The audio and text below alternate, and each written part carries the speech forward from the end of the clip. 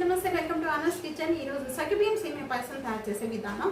సగ్గుబియ్యం నానబెట్టకుండా సగ్గుబియ్యం సేమియా పాయసం తయారు చేసుకున్న తర్వాత చాలా సేపటి వరకు కూడా మనకి చిక్కపడకుండా ఎలా ఉండాలనేది ఈరోజు చూపించబోతున్నాను. రండి, చాలా టేస్ట్గా చాలా ఈజీగా తయారు చేసుకోవచ్చు. ఇప్పటి వరకు కూడా నా ఛానల్ని సబ్స్క్రైబ్ చేయని వాళ్ళు సబ్స్క్రైబ్ చేసుకోండి.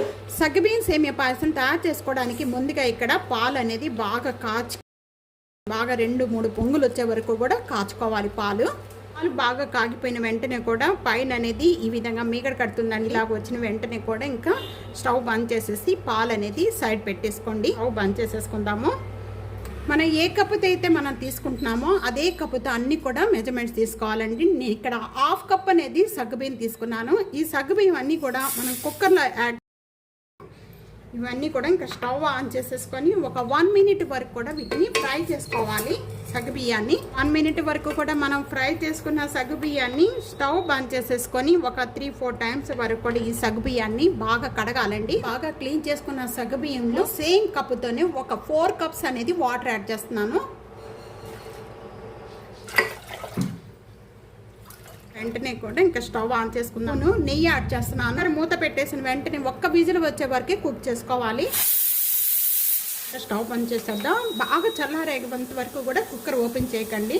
ప్యాన్లో 1 టేబుల్ స్పూన్ ఘీ యాడ్ చేస్తున్నాను. జీడిపప్పు యాడ్ చేసుకున్నాను. కిస్మిస్లు కూడా ఈ విధంగా వేగిపోయిన వెంటనే కూడా ఒక ప్లేట్లోకి యాడ్ చేసేస్తున్నాను. ఈ కప్పుతో అయితే మనం సగ్గుబియ్యం 1/2 తీసుకున్నాము. సేమ్ కప్పుతోని 1 కప్ అనేది ఇక్కడ నేను సేమియా యాడ్ చేస్తున్నాను. ఈ విధంగా వేగిపోయిన వెంటనే కూడా వీటిని స్టవ్ బంద్ చేసేసుకొని సైడ్ పెట్టేసుకున్నాను. నేను వేరొక ప్యాన్లో 2 కప్స్ వాటర్ అనేది యాడ్ చేస్తున్నాను. బాగా మరిగించుకోవాలి వాటర్ అండి. ఈ బబుల్స్ వచ్చే టైంలో 1 పించ్ అనేది ఇక్కడ నేను స్వీట్లో సాల్ట్ యాడ్ చేయడం వల్ల చాలా టేస్ట్గా ఉంటుంది. ఇప్పుడంతా కూడా బాగా మరిగిన వెంటనే ఇప్పుడు మనం వేయించుకున్న ఈ సేమియా అంతా కూడా దీంట్లో యాడ్ చేసేస్తున్నాను. ఇక్కడ సేమియా అంతా కూడా బాగా ఉడికించుకోవాలి. తప్పకుండా ఇదే విధంగా ట్రై చేసి మీకు ఎలా ఉందనేది టేస్ట్ తప్పకుండా కామెంట్స్లో తెలియజేయండి. సేమియా అనేది ఉడికిందా లేదా అనేది ఈ విధంగా మనం ప్రెస్ చేస్తే ఈజీగా కట్ అయిపోవాలి. ఇలా కూడా మనం ఇప్పుడు ముందుగా కుక్కర్లో ఉడికించుకొని సగ్గుబియ్యం ఒక్క విజిల్కే బాగా మెత్తగా ఉడికిపోయాయి. మనం నానబెట్టుకోకుండా ఈ విధంగా డైరెక్ట్గా కూడా మనం కుక్కర్లో వేసేసుకొని ఉడికించేసుకోవచ్చు. కాకపోతే మీరు ఒక 1 టేబుల్ స్పూన్ నెయ్యి యాడ్ చేసుకోవాలండి. నెయ్యి యాడ్ చేసుకోవడం వల్ల మనకి సగ్గుబియ్యం తొందరగా ఉడిపోతాయి. ఇంట్లోకి యాడ్ చేసేస్తున్నాను.